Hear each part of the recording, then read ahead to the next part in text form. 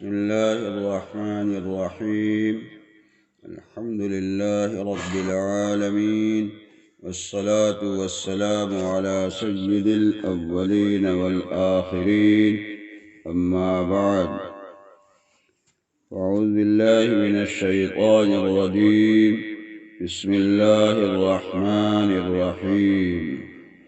وقرن في بيوتكن ولا تبرجن تبرج الجاهلية وأقمنا الصلاة وآتينا الزكاة وأطعنا الله ورسوله.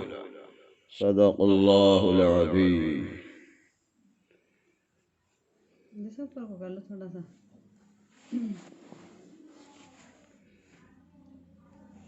آپ نے عورتوں کے مقام کے سلسلے میں معلوم کیا ہے کہ عورت کا مقام شریعت حقہ میں کیا ہے.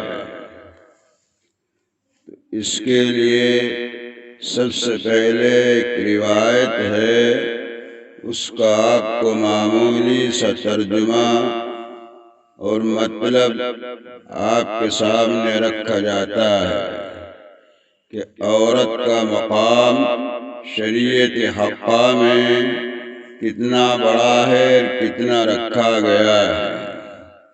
ایک حدیث ہے جس میں فرمایا گیا کہ جس شخص کو اللہ نے یہ 4 چیزیں عطا فرما دی، گویا کہ اسے دنیا و آخرت کی تمام دولتیں عطا فرما دی.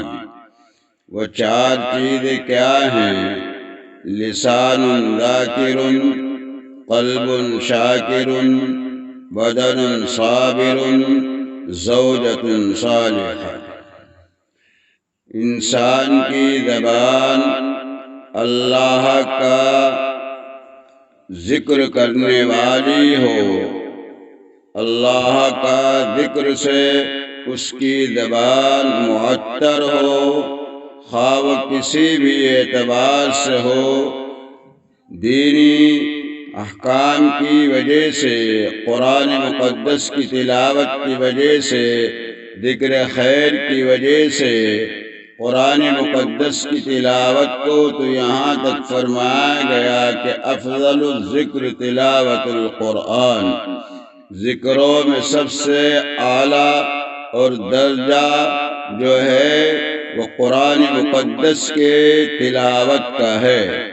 گویا کہ قرآن مقدس کی تلاوت انسان کے لیے ایک بہت بڑا اللہ کی ذات اقدس کی طرف سے انعام ہے اور اللہ کی طرف سے ایک رحمت اور برکتوں کا ذریعہ اور سبب ہے.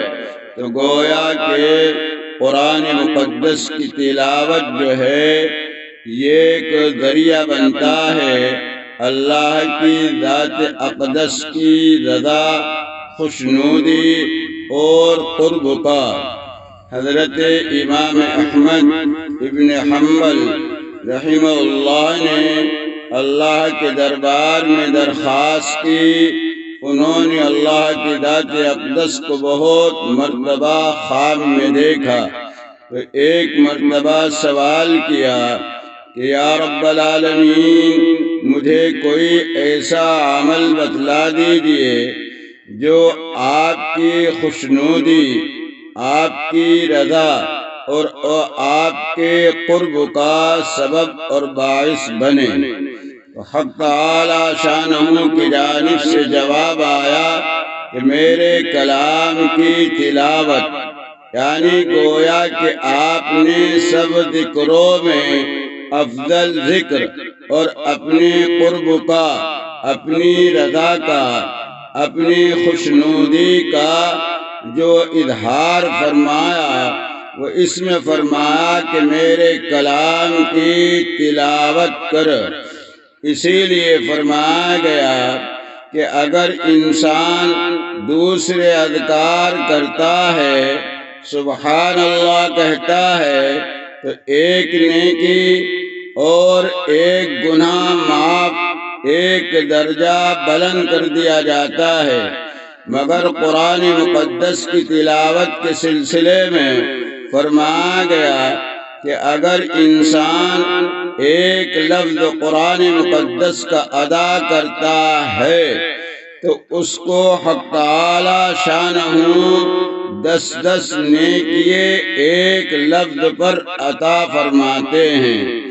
مثال کے طور پر اگر انسان نے الف لام میم لفظ پڑھا تو الف لام میم اللہ کے رسول نے فرمایا کہ الف الگ لفظ ہے، میم الگ ہے، لام الگ ہے، گویا کہ یہ ایک لفظ ہے۔ الف ایک لفظ ہے، لام ایک لفظ ہے اور میم ایک لفظ ہے۔ اگر کسی نے قرآن مقدس کے الفاظ الف لام میم ادا کر دیا تو الف لام میم ادا کرنے سے ہی اسے 30 نیکیے اللہ نے عطا فرما دی۔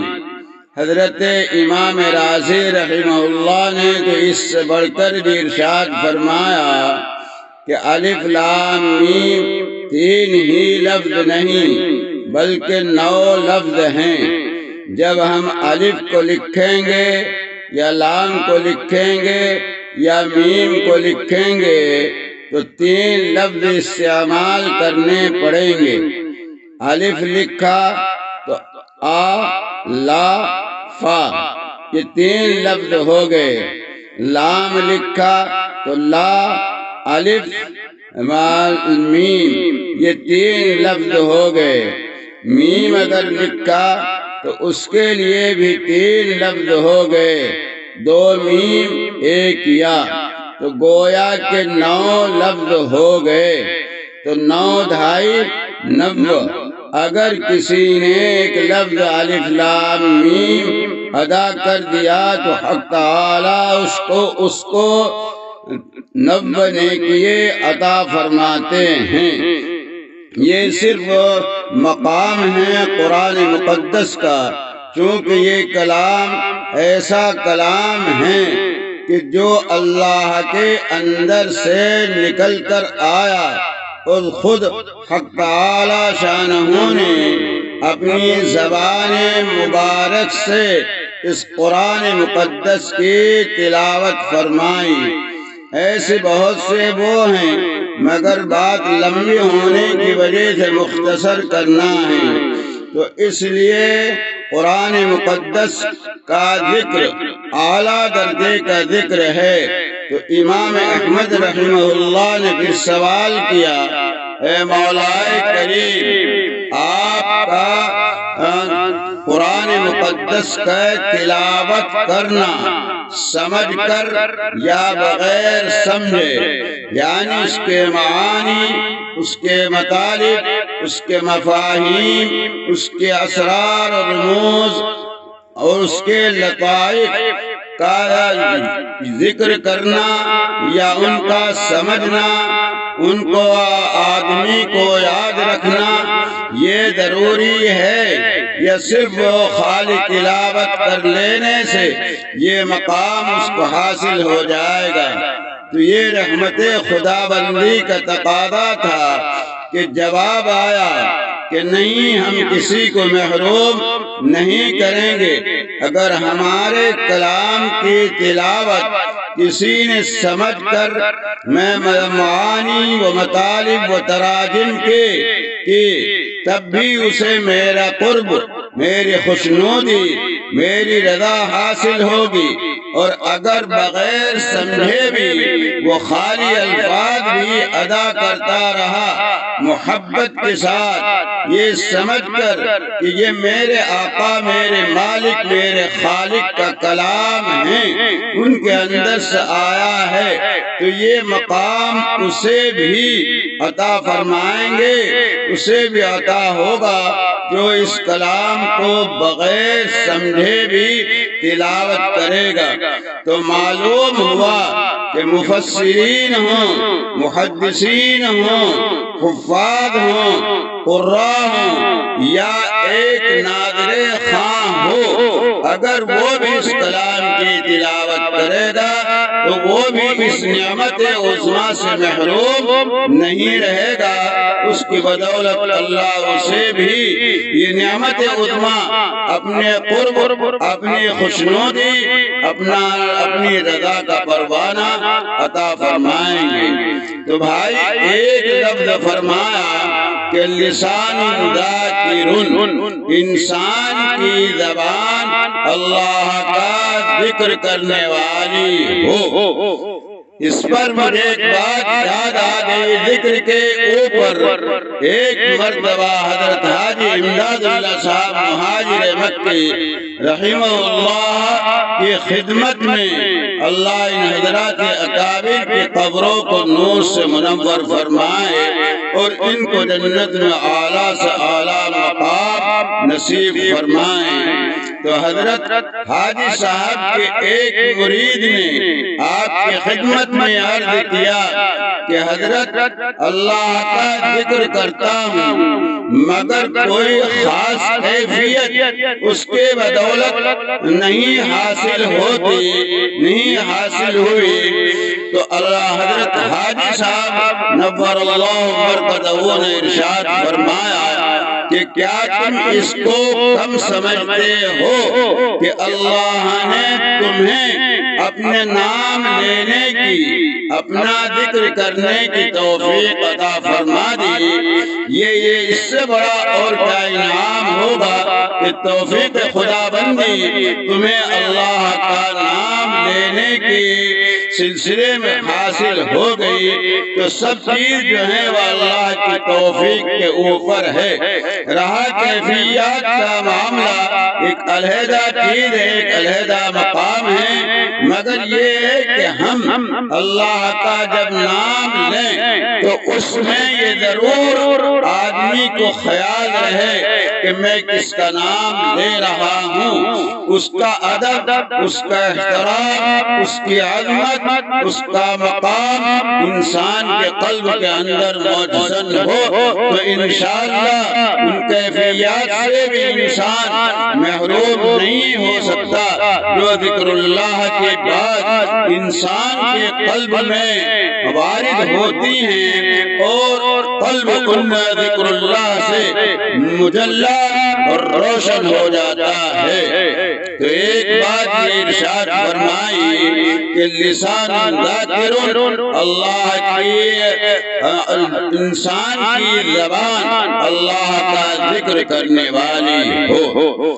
دوسری بات یہ ارشاد فرمائی لسان ذاکر قلب شاکر، کہ انسان کا قلب اللہ کی دی ہوئی نعمتوں پر شکر کرنے والا ہو۔ یہ سوچے کہ میں کہاں اصلاح تھا، میں کہاں ایسے درجے کا آدمی تھا کہ اللہ نے مجھے یہ نعمتیں عطا فرمائی۔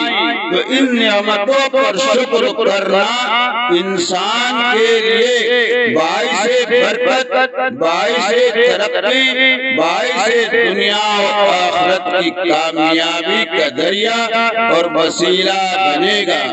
اگر انسان اللہ کی نعمتوں پر شکر کرے گا، اس کا قلب شاکر بن جائے گا، تو اللہ کا ارشاد ہے وَإِذْ تَعَذَّنَ رَبُّكُمْ لَئِن شَكَرْتُمْ لَأَزِيدَنَّكُمْ، اگر تم ہماری نعمتوں پر شکر کرو گے تو ہم تم پر نعمتوں کو اور زیادہ بڑھائیں گے اور زیادہ عطا فرمائیں گے۔ شکر کرنے کا مطلب کیا ہے کہ اللہ کی دی ہوئی نعمت، اللہ کے حکم، اللہ کے قانون کے مطابق استعمال کی جائے۔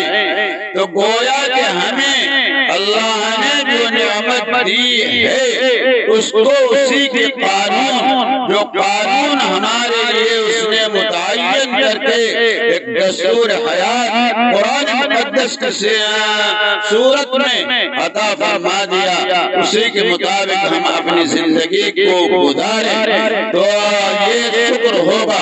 اور اگر نعمت دے دی اور نعمتوں کو اللہ کے قانون اس کے حکموں کے مطابق نہیں گزارا گیا، نہیں استعمال کیا گیا، تو آگے بھی ارشاد فرما دیا لَإِن شَكَرْتُمْ لَأَزِيدَنَّكُمْ وَلَئِن كَفَرْتُمْ إِنَّ عَذَابِي لَشَدِيدٌ۔ اگر تم نے کفران نعمت کیا، کفران نعمت یہ نہیں کہ کسی نعمت کا انکار، بلکہ یہ ہے کہ نعمت دی اور نعمت کا صحیح اللہ کے حکموں کے مطابق استعمال نہ کیا گیا، وہ بھی کفران نعمت میں ہیں۔ سب سے بڑی نعمت تو انسان کو یہ عطا فرمائی کہ اسے عدم سے نکال کر وجود بخشا، اور وجود بخشنے کے بعد پھر اس وجود کی تربیت کے لیے، اس وجود کی بقا کے لیے، اس وجود کی پرورش کے لیے بے شمار نعمتیں اللہ نے عطا فرمائی۔ خود اس وجود کے اندر انسان کے ایسی ایسی نعمتیں اللہ نے عطا فرمائی کہ جن نعمتوں کا کوئی بدل دنیا نہیں پیش کر سکتی، کوئی نعمت ایسی نہیں کہ اس کا کوئی بدل دنیا کی ساری طاقت مل کر بھی نہیں کر سکتی۔ اگر وہ کسی سے اس بدن کے اندر سے کوئی نعمت چھین لے اور ان کا حکم نہ ہو اس نعمت کے لیے، تو دنیا کی کوئی طاقت نہیں جو ان نعمتوں کو اسے واپس کر دے یا انہیں لوٹا دے۔ پھر اس کے بعد اس سے بڑا اللہ کا احسان اور کرم اور فضل یہ دیکھیے کہ ہمارا کوئی مطالبہ نہیں تھا، ہماری طرف سے کوئی درخواست نہیں تھی، ہماری طرف سے کوئی احتجاج فریاد نہیں تھی، ہمیں اللہ نے بغیر مطالبے کے عدم سے نکال کر وجود بخشا، اور پھر وجود بخشنے کے لیے تمام ایسی چیزیں ہمارے بدن کے اندر رکھے جن کے ذریعے سے ہم بے شمار فائدے اٹھاتے ہیں۔ مثال کے طور پر اگر ہم ایک چھوٹی سی بات بھی کو لے لیں کہ ہمارے آنکھوں کے اوپر پلک ہے، اگر یہ پلک کے بال ہٹا دیے جائیں تو یہی انسان کے لیے ایک مصیبت بن سکتی ہے۔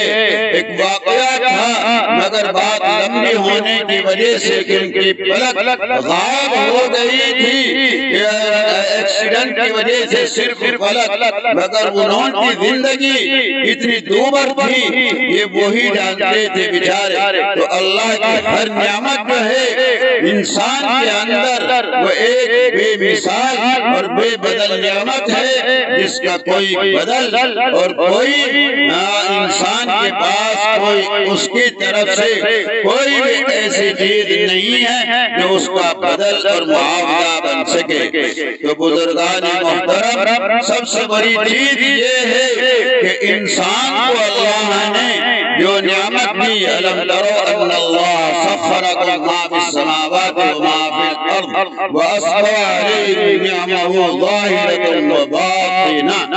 اسے ظاہری نعمت سے بھی پورا مکمل نوازا اور باطنی نعمت میں سے ایمان جیسی دولت دے کر اسے نوازا، قرآن مقدس جیسا دستور اسے دے کر نوازا، محمد رسول اللہ صلی اللہ علیہ وسلم کا نعمتی بنا کر اسے بے شان اسے نوازا۔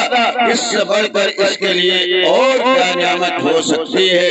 فائدہ تو یہ تھا کہ ہم ہر وقت اللہ کی عبادت میں، اللہ کی اطاعت میں، اللہ کی فرما برداری میں زندگی گزارتے، مگر یہ اس کا کرم ہے کہ اللہ خود فرماتے ہیں کہ آدمی جب ہماری اطاعت سے فارغ ہو جائے تو پھر وہ اپنی روزی کی تلاش میں ہماری زمین پر پھیل جائے، گویا کہ اسے کمانے کی بھی اجازت دی وہ بھی عبادت میں شامل ہے۔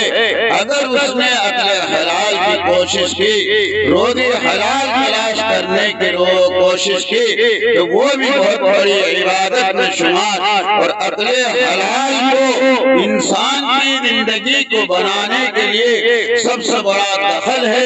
عقل حرام کا استعمال کرے گا اور ساری عمر سجدے میں پڑا رہے گا تو کوئی نتیجہ نکلنے والا نہیں۔ اسی لیے فرمایا گیا یا ایھا الرسل کلوا من الطیبات واعملوا صالحا، کہ پہلے پیغمبر کو خطاب ہے کہ پہلے رزق حلال پاکیزہ حلال کا استعمال کرو، واعملوا صالحا، اور پھر عمل صالح نیک عمل کرو۔ تو گویا کہ عقل حلال کو انسان کی زندگی میں سب سے بڑا دخل ہے۔ جتنا بھی حلال روزی انسان استعمال کرے گا اتنا ہی اس کا قلب مجلہ اور روشن ہوگا اور وہ اطاعت اور فرمانبرداری کی طرف بھاگے گا اور وہ امر بالمعروف اور نہی عن المنکر پر صحیح معنی میں عمل کر سکے گا۔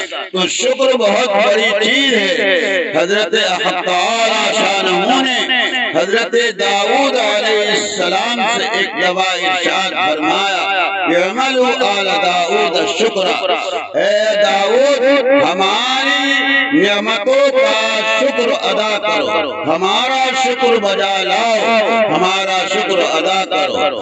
حضرت داؤد علیہ السلام نے جواب دیا اے مولا کریم میں آپ کا شکر کیسے ادا کر سکتا ہوں؟ اگر میں آپ کی ایک نعمت پر سجدہ شکر ادا کروں گا تو اس سجدے کی توفیق بھی آپ عطا فرمائیں گے۔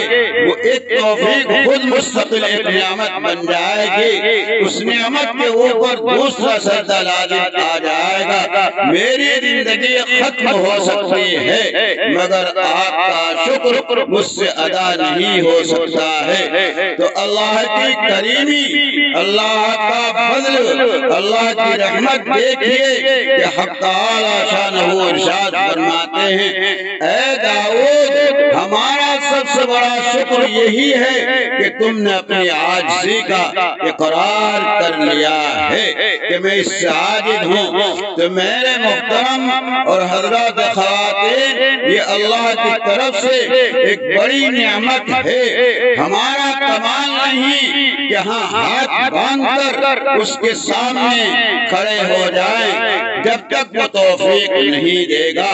ہم پہلے راہ اٹھیں گے، گرم بستر چھوڑیں گے، رات کی نیند کو چھوڑیں گے، رات کے آرام کو چھوڑیں گے، بستر کو چھوڑیں گے۔ ہمارا ایک کمال نہیں، ہم سو گئے، سونے کے بعد ہمیں کیا پتا ہے، مگر یہ اس کا کرم ہے کہ وہ ہمیں بیدار کرتا ہے، پھر یہ ہمت دیتا ہے، یہ قوت دیتا ہے، یہ طاقت دیتا ہے، یہ ہمارے اندر ارادہ پیدا کرتا ہے کہ تم اپنا بستر چھوڑو، پھر ٹھنڈک میں، ٹھنڈی ہواؤں میں، ٹھنڈے پانی میں طہارت حاصل کرنے کی ہمت ہمارے اندر پیدا کرتا ہے۔ پھر انہی نعمتیں دی ہوئی پیروں کی اس سے ہمیں اللہ ہمارے ساتھ ایمان کہ تم میرے گھر میں آؤ اور میرے گھر میں ہاتھ باندھ کر میرے سامنے کھڑے ہو جاؤ۔ ایسی حالت میں کہ جس وقت بڑے بڑے عمراء، رؤساء، بادشاہوں، سلطنتوں کے مالکوں کے سب دروازے بند رہتے ہیں اور کوئی بھی وہاں پر صالح حال نہیں ہوتا، وہ محو خواب ہوتے ہیں، اور ایک بندہ اور ایک بندی جب اللہ کے دربار میں کھڑا ہو کر اللہ کے سامنے اپنی عاجزی، اپنی انکساری، اپنی تواضع کو، اپنی مجبوری کو سامنے پیش کرتا ہے تو اللہ خوش ہوتے ہیں، اللہ راضی ہوتے ہیں۔ یہ بھی ایک مستقل تفسیر ہے مگر زیادہ تفصیل میں نہ جاتے ہوئے مختصر بات عرض کرنی ہے کہ انسان کا قلب اللہ کی نعمتوں پر شکر کرنے والا ہو۔ گویا کہ ہم شکر کرنے کے بعد سب سے بڑا فائدہ تو یہ ہوتا ہے کہ انسان کی نعمتوں میں خواہ وہ ظاہرہ نعمت ہوں یا باطنہ نعمت ہوں، ان میں اضافہ اللہ فرماتے ہیں۔ انسان کی زندگی کو بہت سے آفات اور شرور اور فتن سے اور حوادثات سے اللہ محفوظ رکھتے ہیں۔ حاسدوں کے حسد سے، نظر بد والوں کی نظر بد سے، دشمنوں کی دشمنیوں سے، دوسرے آفات اور شرور اور فتن سے اللہ اس کی حفاظت فرماتے ہیں۔ تو فرمایا کہ قلب شاکر، کہ انسان کا قلب اللہ کی نعمتوں پر شکر کرنے والا ہو۔ تیسری چیز ارشاد فرمائی کہ بدن صابر، انسان کا بدن اللہ کی طرف سے آنے والی کوئی پریشانی پر، اگر کوئی پریشانی اس کے بدن پر آتی ہے، بیماری کی شکل میں ہو یا دوسری چیزوں کی شکل میں ہو، ان پر صبر و تحمل سے اگر کام لیتا ہے تو حق تعالی شانہ کی طرف سے اس کو انعام عطا فرمایا جاتا ہے۔ جیسا کہ قرآن میں خود ارشاد فرمایا، یا ایھا الذین آمنوا استعینوا بالصبر والصلاۃ ان اللہ مع الصابرین، کہ صبر کرنے والوں کے ساتھ اللہ کے ذات اقدس ہوتی ہے۔ گویا کہ اللہ کی مدد اس کے شامل حال ہوتی ہے۔ آگے چل کر بھی فرمایا بہت سی چیزوں کا ذکر کر کے وبشر الصابرین، آپ خوشخبری سنا دیں صبر کرنے والوں کے ساتھ کو۔ تو صبر کرنا یہ بدل ہے جنت کا۔ گویا کہ صابرین کے لیے بدلہ جو ہے وہ جنت ہوگی اگر وہ اللہ کی طرف سے آنے والے مسائل پر صبر کرے گا، یہ سمجھ کر کرے گا کہ یہ بھی میرے طرف، میرے مولا کی طرف سے میرے لیے ایک انعام ہے، اس میں بھی کوئی نہ کوئی خیر ہے۔ بہت سے واقعات حدیث پاک میں صحابہ کرام اور بزرگوں کے سلسلے میں بہت سے واقعات ہیں کہ جنہوں نے بیماری کو بھی ایک اللہ کی نعمت قرار دیا۔ اور کیسے نعمت ہوتی ہے، اس کے لیے میں ایک مستقل پھر انشاءاللہ کسی موقع پر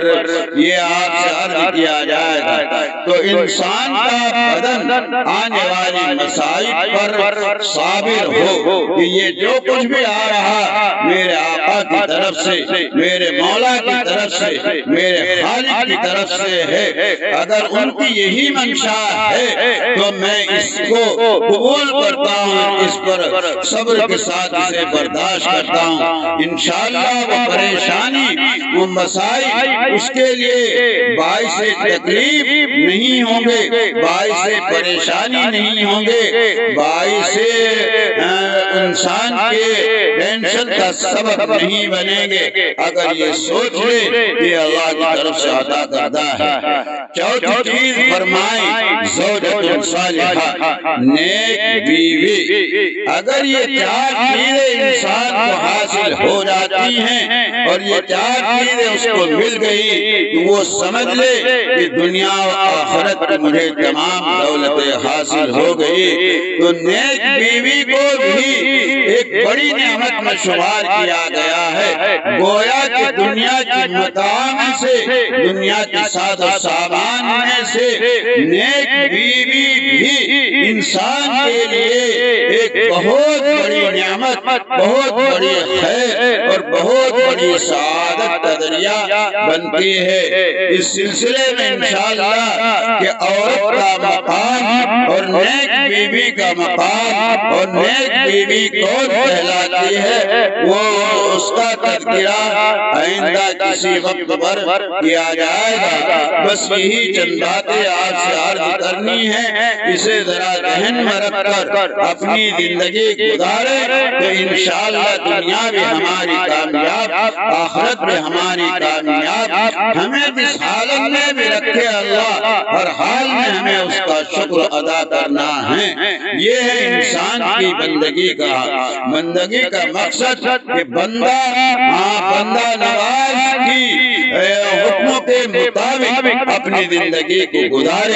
گویا کہ اللہ نے ہم محکوم ہیں، اللہ حاکم ہیں، ہم مخلوق ہیں، اللہ خالق ہیں، ہم مملوک ہیں، اللہ مالک ہے۔ مالک کو اختیار ہے اپنی مملوک شے میں جو چاہے وہ تصرف کرے، اسے کیا اختیار ہے اس میں چون و چرا کرنے کی۔ اللہ جو چاہیں گے وہی ہوگا۔